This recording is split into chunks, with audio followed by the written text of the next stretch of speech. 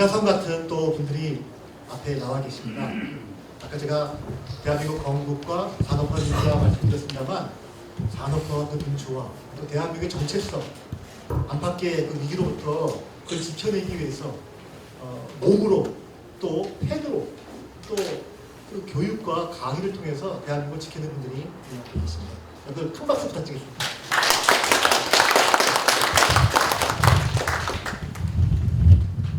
먼저 이동국 선생님 먼저 제가 마이크를 갖고 계시죠? 제가 아까 마스크 써서 올라갔습니다. 죄송합니다. 안녕하십니까.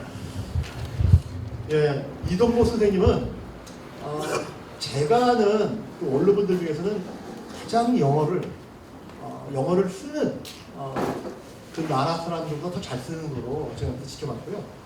그리고 황정엽 선생님이 내려오셨을 때 또 그 옆에서 여러 가지로 또 받쳐주시고 또 많은 분들한테 저한테도 또 연결도 시켜주시고 또 대한민국을 위해서 그 선생님이 활동할 수 있게 좀 길을 넓혀주신 분입니다.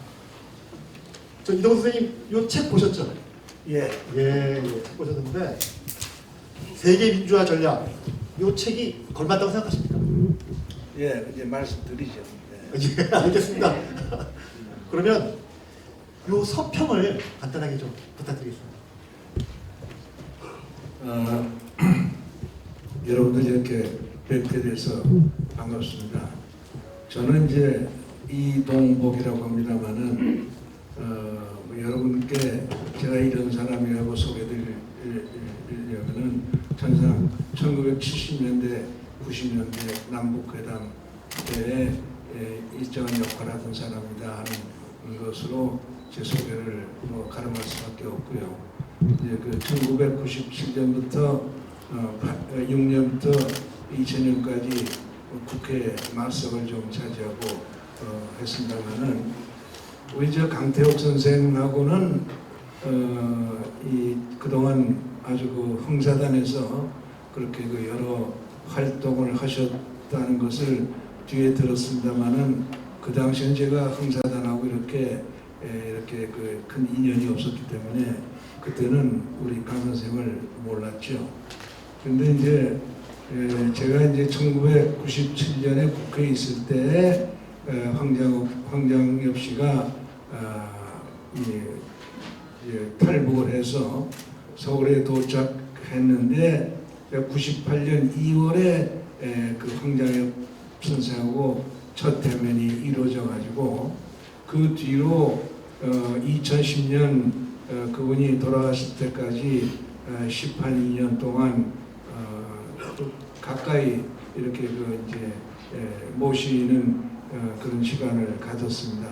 그 도중에 보니까 이 황장엽 선생이 그 이제 몇 개의 클래스를 만들어서 그 이제 당신이 개발한 인간 중심 정치 철학을 알려주고 그 밖에 이제 그 이제 역시 이제 우리니까 그 막스 레닌주의라든가 김일성이라든가 이런 데 대한 강의를 쭉 하셨는데 저는 사실은 우리 저 강 선생이 2004년부터 그 이제 한 클래스를 한 7년 그 이제 그 황 선생 모시고 하셨는데 그 클래스하고는 별개의 클래스에서 젊은 사람 몇 사람들하고 한 5년 동안 이제 그 황 선생 모시고 여러 가지 그 이제 같이 고민도 하고 생각하는 그런 시간을 가졌습니다. 그 동안에 강 선생께서 그 황 선생을 모시고 공부를 한다는 걸 알았고 이제 자주 이렇게 만나는 기회가 생겼습니다. 그런데 보니까 다른 것보다도 우리 그 강태욱 선생이 그 공부하는데 정말 철저하게 공부하시는 면학도시더라고요. 그 이제 황 선생 모시고 하는 강의에도 그 여러분 가운데서 가장 아주 열심히 공부하시는데 보니까 그 이 황 선생이 강의하는 내용을 일일이 다 녹음을 했어. 그걸 전부 풀어가지고 2014년입니까? 2014년인가 인간 중심 철학 이론이라는 제목의 상하권으로 그 강의록, 청취록을 출판을 하셨는데요. 저는 아주 정말 깜짝 놀랐습니다. 우리 클래스에서도 그 유동열 박사라고 그 이제 여러 가지로 그 이제 우익 운동에 아주 그 참 수고하는 그런 아주 그 이제 학자가 있는데 그분이 그 황 선생하고 강의한 내용을 쭉 녹음을 해서 가지고 있는 건 알고 있습니다만은 그걸 그렇게 풀어가지고 책자화해서 이렇게 내는 걸 보고 아주 참 경탄을 했고 그 뒤로 이제 기회 있을 때마다 우리 강 선생하고 이렇게 만나서 말씀도 나누고 하는 관계가 됐습니다만은 아주 놀라운 그런 그 참 느낌을 가지고 참 경의를 표현하지 않는 그런 분이었습니다. 근데 이 사실은 저는 그 이제 황 선생을 그러니까 1998년 2월에 첫 대면한 위로 여러 가지로 이제 많은 말씀을 나눴는데 지금 아주 인상에 남는 기억에 남는 그 대화 가운데 이런 것이 있습니다. 제가 1998년 2월에 처음 만나가지고 여러 가지 그런 화두로 삼은 어떤 그 연유는 있었습니다만 그 연유는 장황스러우니까 생략을 하고 제가 이제 황 선생한테 언제 공산당에 입당을 했습니까? 언제 공산주의자가 됐습니까? 했더니 이분이 공산주의자가 된 것은 해방 후 이분이 그 이제 졸업을 하고 그 이제 그 해방 후에 그 이 교사로 가 있던 평양상업고등학교 아마 그때는 아마 그 교장은 아니고 그 평교사는 아니었던 것 같은데 그때 이제 이분이 총명하니까 북조선 노동당에서 사람이 와서 그 입당을 권유해서 그 입당을 했는데 그때까지도 자기는 공산주의가 뭔지 사실 막스 레닌주의가 뭔지 하는 데서 잘 몰랐다 그런 말씀더라고요. 그래가지고 이제 입당을 해가지고 당에서 시키는 대로 공부를 이리저리 하고 있는데 1949년 11월에 몇 사람을 선발해가지고 당에서 모스크바 국립대학으로 그 이 막스 레닌주의를 연구를 해가지고 오라고 유학을 보내서 49년 11월에 모스크바에 가가지고 국립대학 학생이 됐는데 그래가지고 53년 11월에 귀국을 했으니까 6.25 전쟁 기간 중은 전부 이제 모스크바에서 있었더라고요. 근데 그 얘기를 하면서 자기는 그 모스크바 국립대학에 갔더니 그 모스크바 국립대학이 당시에는 세계적인 막스 레닌주의 대가들이 아주 그 본산을 이루는 곳인데 거기서 막스 레닌주의 강의를 듣고 공부를 해보니까 6개월 지나니까 자기 생각에는 막스 레닌주의라는 것이 깡통이다 하는 느낌을 갖게 됐다는 거예요. 그래서 내가 물어봤어요. 이거 어떻게 그런 결론을 내셨습니까? 그랬더니 그때 두 가지가 그 마음에 걸립니다. 하나는 이 막스 레닌주의라는 것이 변증법적 인물론에 입각해서 개발된 그 철학 이론인데 그 철학 이론의 기본이 변증법인데 변증법이라는 건 뭐 여러분들이 아시는 것처럼 정반합의 프로세스가 영구히 계속되는 그러니까 결론이 없는 일종의 이 사유의 이론이란 말이에요. 또 거기에 그 변증법이 우리한테 주는 매력이 있죠. 그 어떤 세상 사물도 당장 대답은 없지만은 언젠가는 이 정반합의 프로세스가 영구히 계속되는 과정에서 해결될 수 있다라는 그 낙관적인 희망론을 가지고 세상을 볼 수 있는 안목을 이렇게 심어주는 것인데, 그런데 이 막스 레닌주의 공부를 해보니까 이게 꽝이다. 왜냐? 프롤레타리아 혁명이 일어나면은 혁명은 끝난다.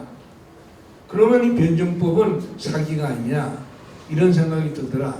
이제 그것이 하나고, 또는 모든 철학적인 사변이라는 것이 정신과 물질의 어떤 요소가 이를 바탕으로 해서 철학적 이론이 성립되는 건데, 막스 레닌주의는 물질을 정신을 부정한다. 정신은 물질의 반사물이다. 그러니까 정신의 독자적인 어떤 이 존재를 부정을 한다. 그거는 문제가 있다. 그래서 그때부터 자기는 막스 레닌주의가 이 불완전한 그런 이 기만적인 그 사상 이론이다, 이런 생각이 들어서 이것을 대체할 수 있는 어떤 이 철학 이론을 개발해야 되겠다 해서 그때부터 사실은 관심을 가지고 평생을 바쳐서 개발한 것이 이제 지금은 이 양반이 서울에 와서는 인간중심 정치 철학이라고 그랬지만은 사실은 북에서는 주체 사상이라는 것이 이제 1950년대 중반부터 이제 해서 주체 사상으로 개발을 했는데, 이 70년대 초에 와가지고 이 김영주와 김일성의 동생 김영주와 아들 김정일 사이에 권력 세습을 위한 갈등 끝에 이제 갈등 과정에서 김정일이가 세습 이론을 합리화시키기 위한 하나의 사상 체계로 뭔가를 만들려고 하는 과정에서 이 황장엽 씨가 개발한 주체 사상을 자기한테 달라. 그래서 원고지 2,700명 되는 자기가 한 작품을 김정일한테 줬는데, 그 김정일이가 216 교실이라고 하는 자기만의 이제 이론가들을 모아가지고 있었는데, 그 이론가들을 시켜가지고 자기의 주체 사상을 변조해서 세습 후계를 합리화시키는 정치 이론으로 개작을 해가지고 이것을 지금 북한이 말하는 주체 사상으로 해서 세상에 이렇게 내놨다. 그래서 그때부터 자기는 이건 아니다. 그래서 자기 나름의 이제 이 이론을 계속 연구를 하다가 남쪽에 와서 기독교 사상과 그 다음에 민주주의 사상, 자유민주주의 사상을 결합을 시켜가지고 완성시킨 것이 자기가 지금 내놓는 인간중심 정치 철학이다, 이렇게 말씀을 하더라고요. 이제 그 말씀을 듣고 그 다음에 이제 그분한테 한 5, 6년 강의를 듣고 토론하는 과정에서 제 생각에는 이 황장엽 선생이 자기의 인간중심 정치 철학을 설명하면서 가장 역점을 두는 것이 민주주의예요. 아주 내가 그때 그 양반한테 공부를 하면서 당혹감을 느끼고 아주 그랬던 것은 이북에서 온 주체 사상의 대가로부터 민주주의 예찬론을 듣고 민주주의에 대해서 강조하는 말씀을 들으면서 아주 굉장히 마음으로 곤혹감을 느꼈어요. 그러나 사실은 우리가 그동안에 해방후 지금 이제 80년 가까운 세월을 지나는 동안에 우리가 미국식 민주주의를 체득해서 한다고 하는 과정에서 얼마나 많은 문제 상황이 우리가 직면하고 있습니까? 근데 이 황장엽 선생이 상권 분립 이론에 입각한 자유민주주의, 정치제도, 여기에 대해서 아주 굉장한 확신을 가지고 이 문제를 천착을 하더라고요.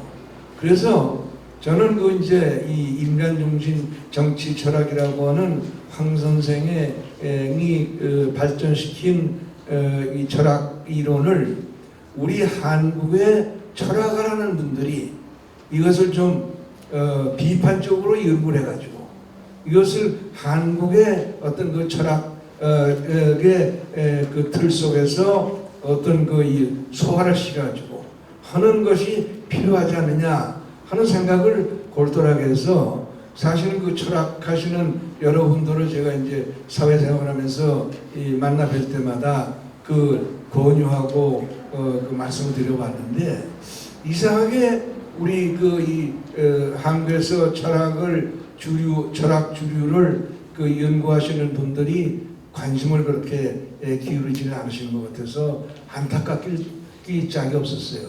그런데 우리 강태욱 선생이 이 황 선생의 강의 내용을 그야말로 일자 일회 빠짐없이 그렇게 녹음을 해가지고 그거를 이제 풀어서 책을 내는 걸 보고 제가 마음으로 또 만나서도 강 선생님께 늘 부탁을 드리는 게 아주 참 장하신 일을 하시는데 좀 계속 이 단념 포기하지 마시고 그걸 계속하셔서 이 황 선생의 인간 중심 정치 철학이 한국의 정치 사상 영역에서 어떤 이 검토되고 연구가 되고 할 수 있는 길을 좀 강 선생이 좀 열어 주십시오 하는 부탁을 늘 드리고 그랬어요.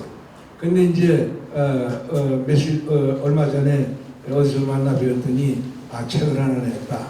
오늘 여러분들께서 보시고 있는 이 책을 발간했다고 그러시면서 한 권을 저한테 보내주셔서 이렇게 쭉 봤습니다. 근데 저는 아무튼 우리 강태욱 선생이 황장엽 씨의 인간 중심 정치 철학 이론에 그렇게 매료가 돼가지고 아주 그렇게 참 아주 집념을 가지고 그 문제를 이렇게 연구를 계속하시는 데 대해서 뭐라고 감사의 말씀을 드릴 수가 없고 앞으로 이 강 선생께서 하시는 이 연구가 가급적이면 우리 철학을 하시는 여러분들한테 전파가 돼가지고 여러분들이 황장엽 씨의 인간 중심 정치 철학을 좀 연구를 하셔가지고 우리 대한민국의 철학 세계에서 이분이 연구한 분야가 기여할 수 있도록 하는 그런 계기가 왔으면 아주 훌륭하겠다 이런 생각을 가지고 우리 강 선생께서 하시는 이런 수고하시는 데 대해서 늘 박수를 보내고 있습니다. 이런 말씀으로 제 말씀을 가름할까 합니다. 감사합니다. 전반적인 배경 설명을 이동 선생님이 잘 해주셔가지고 이 책을 읽기 전에 그죠? 그러한 일들이 또 황장엽 선생님이 또 그런 생각으로 이 사상의 배경에 있구나 잘 이해하게 됐습니다.